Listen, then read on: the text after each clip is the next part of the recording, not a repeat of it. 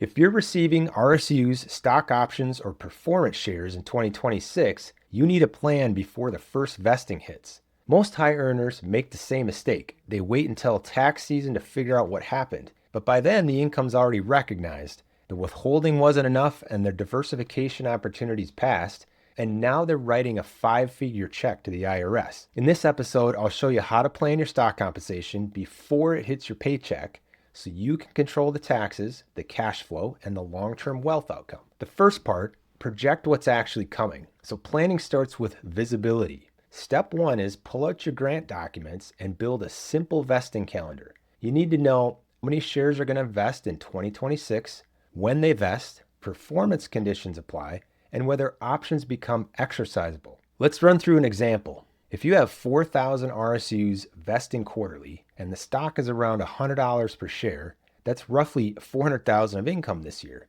Now, that is not investment income, that's W-2 income. Now we got to apply some reality. Is the stock volatile? Are performance shares tied to the earnings or revenue? And is your company trending above or below guidance? You need to take a conservative estimate. If the stock is at $100, maybe model it at $90. You want some upside surprise, but not a big tax shock. When you map this out early, 3 things become clear: how much income is hitting each quarter, when liquidity events occur, and whether you need to adjust for estimated tax payments. Now, most professionals earning $300,000 to $600,000 already have tight tax margins. So stock compensation pushes you into the top brackets pretty quickly. You don't want that surprise in April. Part 2, we need to fix the withholding problem. Here's where most high earners get burned. When their RSUs vest, companies typically withhold federal taxes at 22%. And that's fine if you're in the 22% bracket. But if you're a director or VP or senior manager earning $350,000 or more, your marginal federal rate is maybe 32 or 35, maybe even 37%. And that gap really matters. So for example, you receive $100,000 in vested RSUs. The company withholds 22% or maybe $22,000, but your real federal liability is 32% or $32,000. That's a $10,000 shortfall before state tax. Now, multiply that by multiple vesting events, and that's why I tell clients just assume a 40 to 50% total tax allocation on stock compensation. That's going to cover your federal, your state, Medicare, including the additional net investment income tax if that's applicable. So just do this immediately. After every vesting, move excess proceeds into a separate tax account and treat it like it's not yours.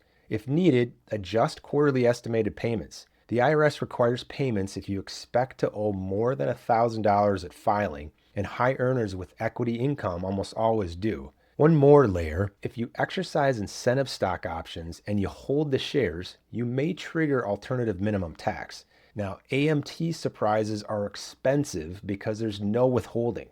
If you're exercising ISOs in 2026, you've got to run a projection first. Tax planning here is not optional. It becomes expensive if you don't. Part 3, divide into 3 buckets. Once you solve taxes, the next question is allocation. Every stock compensation event should be divided into 3 buckets. Number 1 is taxes. 40 to 50%, just set that aside immediately, make it non-negotiable. Number 2 would be for lifestyle and short-term spending goals. Maybe set aside 10 to 20% maximum and use it intentionally. Think home upgrades, travel, education funding. You got to enjoy the upside, but don't let your lifestyle inflate permanently based on some volatile equity compensation. Number 3 is long-term wealth, and this is where the real leverage happens for financial independence. RSUs are compensation. They're not a loyalty reward. If the company stock grows beyond 5 to 10% of your total net worth, you've got some concentration risk. And you need to be careful to keep your mind on that long-term wealth creation. But here's an example. Let's say you have $500,000 invested and $200,000 of it is employer stock. That's 40% exposure to just the one company, and that's the same company paying your salary. So basically double the risk. You need to be systematically selling these vested shares, reinvest into a diversified portfolio. If you're holding large positions long term, just out of familiarity with the company, that's not really a strategy, it's inertia. Part 4 is a timing strategy matters. Stock compensation planning is not just about taxes, it's about sequencing. So ask yourself, are you planning a major liquidity event? Are you expecting a promotion or large bonus?